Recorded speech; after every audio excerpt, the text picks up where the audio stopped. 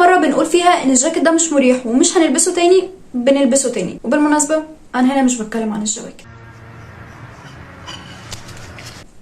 ليه كل مره بنكون فيها مع ناس مؤذيين او علاقات سامه وبنخرج منها وبنتفاجئ ان احنا بعدها بشهر او 2 او سنه او اكتر دخلنا نفس العلاقه تاني بس مع شخص مختلف؟ ليه؟ سبحانه. ليه بنحب الناس اللي بتأذينا؟ وليه بنعتقد ان احنا مغناطيس للناس المؤذيه وان مفيش حد بينجذب لينا او مفيش حد احنا بننجذب له غير الناس التوكسيك؟ تفتكر ليه؟ وازاي ممكن تبقى انت الشخص الشرير في روايه احدهم او تبقى انت احدهم؟ انا عارفه ان انت عايز تعرف ليه احنا بنحب الناس التوكسيك وليه بنرجع للناس اللي اذونا تاني، بس قبل ما نعرف الحاجه دي محتاجين نعرف شويه حاجات مهمه، فهاخدك في رحله بسيطه كده جوه نفسك نكتشف فيها شويه حاجات صغيره.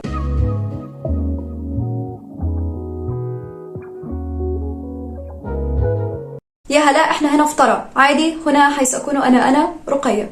ايه مدى اهمية انك تعرف الحاجات اللي في الحلقة دي؟ اول حاجة بالنسبة لي وهي اهم حاجة هو ان في ميكانيزم دفاع غريب جدا. ميكانيزم الدفاع ده ببساطة هو حاجة علينا بيعملها علشان نتفادى اي موقف صعب احنا مش قادرين ان احنا نمر بيه. زي مثلا اشهر ميكانيزم دفاع بيحصل انك لما تمر بموقف وحش عقلك بينكره لدرجة ان انت بتحس اوقات ان هو ما حصلش اصلا وان الحاجة دي حصلت في خيالك. خلينا في المهم ان ميكانيزم الدفاع اللي انا بتكلم عليه النهارده هو التماهي او التقمص او التوحد، ايا كان ايه المسمى بتاعه، ولو اني بفضل مسمى لذيذ جدا وهو الحربيه. ميكانيزم الحربيه ده مريب جدا. عارف الحربيه لما بتلزق على فرع شجره كده وبتلاقيها فجاه اتحولت لنفس لون بالظبط لدرجه ان انت مش قادر فعليا تميزها من الشجره؟ هو ده بالظبط اللي بيحصل لك. الخطوره الحقيقيه في الميكانيزم ده هو انه مش بيخليك تكره الشخص اللي اذاك، لا ده بيخليك تتقمص نفس الدور بالظبط وبتعمل نفس الحاجات معاه او مع ناس تانية من غير ما انت تحس. تقريبا بتبقى عمليه شبه طبيعيه، زي بالظبط ما الحربايه ما بتبقاش حاسه ان هي بتغير لون جلدها كل شويه، انت ما بتبقاش حاسس ان انت متقمص شخصيه الشخص اللي اذاك في وقت من الاوقات. تفتكر ليه اصلا في ناس توكسيك؟ ليه في ناس مؤذيه؟ ليه مش الحياه بامبي في بامبي زي ما سعاد حسني قالت؟ عشان تفهم الحوار ده لازم تفهم حاجه مهمه جدا، ايه اللي بيحركنا؟ ببساطه في حاجه مهمه جدا بتحركنا، هي الرسائل اللي بتوصل لنا في اول 5 سنين من حياتنا. كل واحد بيوصل له رساله ما في اول 5 سنين من حياته، بتبقى عباره عن 3-4 جمل بتلخص حياته كلها، بتلخص مدار حياته حرفيا. في اللي بيوصل له رساله ان هو مش كافي، في اللي بيوصل له رساله ان هو مش محبوب، في اللي بيوصل له رساله ان هو مش مرغوب فيه اصلا وان وجوده كان مجرد غلطه. فانت متخيل ان تقريبا حياتك كلها مبنيه على رساله اللي وصلت لك في اول 5 سنين من عمرك؟ حياه بائسه قوي.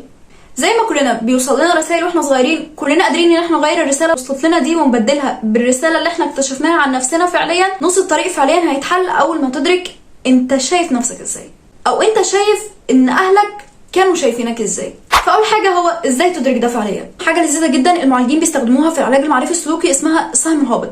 السهم الهابط ده ببساطه ان انت مثلا موقف ضايقك، في موقف ضايقك النهارده، انت رجعت من البيت حسيت ان انت متضايق. ايه اللي مضايقك؟ مفيش. طيب فكر بس شويه، ايه اللي مضايقك؟ 2000 years later. انا فكرت وحسيت ان انا متضايق علشان انا لما دخلت مثلا الميتنج لقيت 2 قاعدين لوحدهم واول ما دخلت ضحكوا. طيب ايه المشكله ان هم يضحكوا؟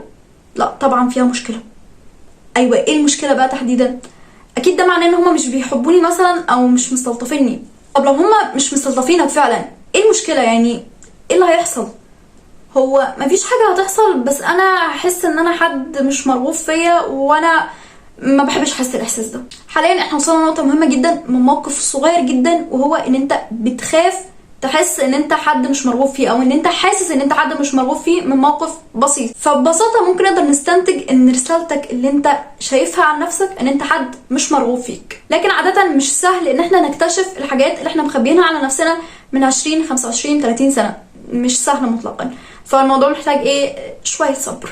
بعد ما عرفت ايه الاقتناع اللي انت واخده عن نفسك سواء منك او من اهلك او ايا كان، يعني تاني حاجه هتعرفها هو مين هو الحد المؤذي. لان ممكن ووارد جدا يكون انا او انت الناس دي فعليا، بس احنا مش عارفين ان احنا الناس دي.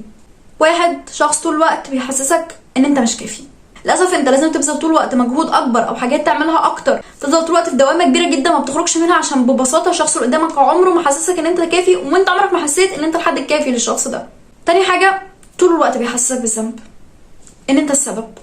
احنا لو رحنا على ميعاد متاخر فانت السبب، انت اللي اخرتني. بيستغل اتفه موقف عشان يحسسك ان ده حصل بذنبك انت. اتفضلي خسرتيني اصحابي، عايزه تعملي ايه؟ عايزه تعملي في ايه تاني؟ شخص بيقلل من قدراتك وامكانياتك في كل حاجه مقارنه بامكانياته وقدراته هو مصر طول الوقت ان انتوا في صراع. ايه ده انت جبت جي بي 4؟ طب على فكره بقى انا جبت جي بي 5. مفيش جي بي 5. 3 شخص بيحسسك انك محتاجه طول الوقت. مش محتاجه حد يوصلك للجامعه النهارده؟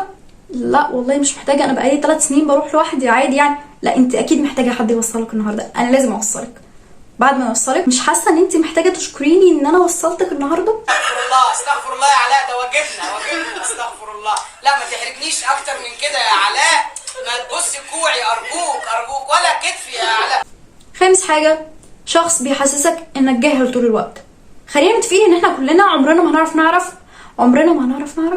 تمام، عمرنا ما هنعرف المعلومات الموجوده في الكون كله، ده مستحيل. مفيش ولا واحد فينا هيبقى مدرك لكل حاجه بتحصل في الكون. فهو طول الوقت مصير يحسسك ان انت ازاي مش عارف الحاجه دي، بجد انت ازاي مش عايش وسطنا، انت ازاي ما تعرفش زراعه الاسماك. اي هبل، هو اي هبل وخلاص، انت لازم تكون عارفه. ولو ما كنتش عارفه ايه الكارثه دي؟ انا ازاي مرتبط بحد جاهل كده بجد؟ اخر حاجه دي الاهم بالنسبه لي، واللي معظمنا ما بياخدش باله منها، وهو ان الشخص اللي قدامك ما يقدرش او ما ياخدش في اعتبار كلمه لا اللي انت بتقولها. انت بتقول لا في حين ان هو بيسمعها تمام، انت موافقه حبيبي انا قلت لا. الشخص اللي ما يديش اعتبار لاهميه اللا اللي انت بتقولها حتى لو انت بتقولها على حاجه بسيطه، ده شخص اكيد مؤذي. طب ليه بعض الناس بتبقى عارفه ان الاشخاص اللي معاها توكسيك وبيستمروا في العلاقه، هم ما عندهمش مشكله؟ يعني في حد ما كده في حياتنا كل الناس عارفه ان هو في علاقه مؤذيه بس هو ما عندوش مشكله. انت تبقى بتقول لها يا بنتي ده هين عليكي، صبحي كل يوم بعلقه ويمسكي بعلقه، وهي تقول لك عادي محبه. قطعني حته حته ورميني لاي قطه، انا كنت بحب الست دلوقتي بحبك انت. ليه النوع ده اللي هو بالمناسبه ممكن يكون احنا بس احنا مش واخدين بالنا، بيحافظ قوي او مهتم قوي انه يحافظ على العلاقه المؤذيه اللي هو فيها ومش عايز يسيبها. بالنسبه لي احنا هنصنف الاسباب لاسباب مهمه واسباب انا بحسها بنخدع بيها نفسنا مش اكتر. الاسباب اللي بنخدع بيها نفسنا هي ان مثلا حد يقول لك اصلا انا بثق في الناس بسرعه قوي، اصلا انا مشكلتي ان انا طيب جدا فبالتالي انا بقع في كل العلاقات المؤذيه، اصلا انا بخاف اجرح الناس فما بحبش اسيبهم حتى لو هما بيأذوني، اصل انا بحسها كلها حاجات احنا بنخدع بيها نفسنا مش اكتر. ندخل بقى على الاسباب الرئيسيه اللي هي بالنسبه لي الاهم في كون ان احنا نفضل في علاقات توكسيك او نرجع لعلاقات توكسيك ايا كان. يعني انك مش عاوز قدام الناس او بينك وبين نفسك حتى تحس ان انت فشلت في العلاقه دي، انت مش عاوز تحس ان العلاقه دي فشلت، انت خايف من الاحساس ده فبتحاول انك تحلق كده على العلاقه من اي حته عشان ننجحها، عشان ايه؟ هنوري وشنا للناس ازاي؟ يعني خايف من فكره ان الناس كلها تقولك مش انا قلت لك، مش انا حذرتك، دي الحاجه المتوقعه. اغلبنا بيخاف انه يسيب العلاقات المؤذيه عشان ما يتقالوش الكلمات دي او عشان ما يواجهش نفسه بالحقيقه المره ان اختياره كان غلط، وان الاختيار الغلط ده للاسف كان الحد اللي هو مراهن عليه. تاني سبب، وده معظم البنات بتعتمده كسبب رئيسي لبقائها في العلاقات المؤذيه، وعهد الله انا اي كان فيكس هيم. عمرك شفت حد بيدخل علاقه علشان عايز يظبط الضغط لحد؟ طب عمرك شفت حد بيدخل علاقه علشان عاوز يحشي ضرس عصب لحد؟ عمرك شفت حد بيبقى عايز يدخل علاقه عشان عايز يشيل الزايده لحد مهتم انه يشيلها؟ اصل من هو قد كده كان عنده اهتمامات بالزوايد مريبه جدا. ليه بنيجي عند العلاج النفسي وكلنا بنقلب ثيرابيست؟ ليه بنيجي عند النقطه دي تحديدا وكلنا نبقى داخلين العلاقه عشان نصلح ونعالج اللي قدامنا؟ احنا بنعتبر العلاقه اللي احنا فيها دي مؤسسه علاجيه. اصلا يعني ايه يعني تبقى حياتك بايظه وانا هنا؟ ما ينفعش، لازم اصلحها لك. يعني ايه انت نفسك يبقى فيك حاجه غلط لازم اصلحك؟ انت بتقول ايه يا راجل؟ مش منطقي اللي بتحاول توصله في العلاقات. احنا مش بندخل العلاقات عشان نصلح بعض. انت شايف انسان حبه متقبله زي ما هو، شايف ان هو على مقاسك، حبيبي خده. شايف ان هو مش على مقاسك ومش متقبله، سيبه لغيرك هو هيعرف يتقبله، هو هيلاقي الحد اللي ظابط معاه قوي. لكن روح ثيرابيست اللي جواك دي ارجوك بلاش تطلع عشان بتلبس في الاخر. السبب الاخير ده بقى وهو السبب الاهم بالنسبه لي، احنا دايما بنستخدم جمل وعبارات كده تعبيرا عن حظنا التعيس في العلاقات، وهو ان انا مثلا بمد ايدي في الزباله وبطلع ناس وبيبقوا هم الناس اللي بحبهم، او مثلا هو انا حظي كده، انا انسان مغناطيس لجذب العلاقات التوكسيك، وهكذا بقى. قيس على كده كل الجمل اللي احنا بنقعد نقولها لنفسنا. انت ما لفتش نظرك ان ليه الناس دي بتقع في حظي انا تحديدا؟ ده مش عشان انت بتجذب ناس توكسيك، لا، ده علشان انت عندك نمط ما من الناس بتحبه مش بتلاقيه غير في الناس التوكسيك. فهات ورقه وقلم كده وحاول تكتشف ايه الصفه المشتركه ما بين كل العلاقات اللي انت دخلتها. في مثلا ناس هتلاقي ان الصفه المشتركه ان الشخص ده كان بيأذيني بشكل ما، سواء مباشر او غير مباشر، جسديا نفسيا ايا كان ايه نوع الاذى ده.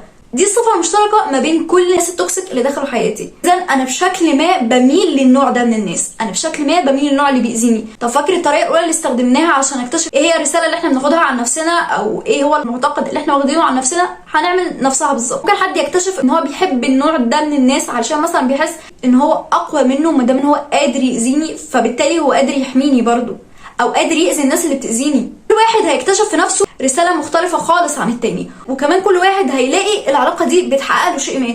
يعني في مثلا علاقه بتحقق له دعم، هو ما بيعملش حاجه في حياته وهو حد مؤذي كل حاجه بس بيدعمك. وتلاقي مثلا المسجات الطويله اللي في جروبات البنات دي اللي هي بنات ده بيعمل كذا وكذا وكذا وكذا بس حبيبي بيدعمني. حاليا انت لازم تعرف ايه كان المشترك في كل العلاقات اللي انت دخلتها. الصفه المشتركه ما بين الناس دي كلها هم كلهم مؤذيين. ايه بقى الصفه الوحيده المشتركه ما بينهم كلهم؟ والصفه دي بتحقق لك انت ايه؟ انت ليه حابب قوي الصفه دي وليه حابب تكون موجوده في الشخص انت مختاره كشريك حياه او كصاحب او ايا كان. يعني الحاجه الاهم بقى ازاي نخرج من كل ده؟ في 4 مراحل بنمر بيهم بعد الفقد او الحزن. اول مرحله منهم هي الانكار. انت ما بتبقاش اصلا مدرك لكل اللي حصل، فعقلك بينكره اللي هو ده ما حصلش اصلا، لا الشخص ده ما بعدش واحنا ما بعدناش والدنيا جميله وكل حاجه كويسه وهو كده فتره بس كده وهنرجع تاني. مفيش حاجه، ده هو بس انا عارف هو دايما بس متعود انه يخضنا في البيت وانا ما بتخضش. تاني مرحله الغضب. انا مش طايق نفسي ومش طايق الحد اللي قدامي، سواء الغضب ده كان ليك انت متوجه ناحيتك او ناحيه الحد اللي قدامك. انا مش طايقه وحاسس ان انا عايزه اروح بقى اقول قد ايه الحد ده كان مؤذي وقد ايه اذاني وانا حاسس بغضب وبيحصل له كل الحاجات الوحشه اللي في الكون. دي بيظهر فيها بقى المرحله الجميله بتاعت النهايات اخلاق.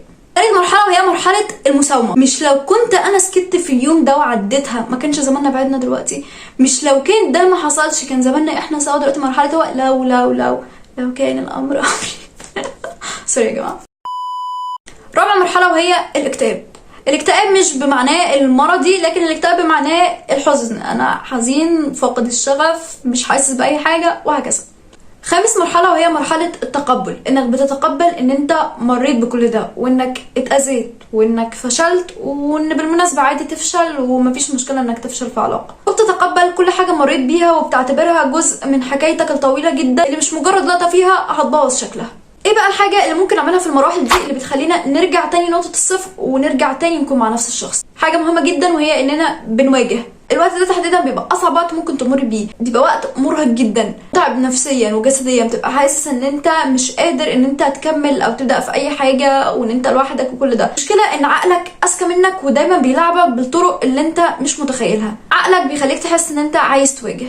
طب انت مثلا ما سالتش نفسك هو ليه عمل كل ده؟ انت مش محتاج تواجهه وتقول له ان انت كشفته على حقيقته وان هو فعلا شخص شرير واذاك وان هو اكتر حد دمرك. طب انت مش شايف ان انت محتاج ان انت تتكلم معاه عشان تقول له انا ليه هونت عليك؟ طب انت مش شايف مثلا احنا محتاجين مره اخيره نواجهه فيها ونقول كل حاجه في قلبنا علشان نبعد بقى واحنا صافيين تماما ونبدا بقى صفحه بيضاء من اول وجديد وكده من غير اي مشاكل؟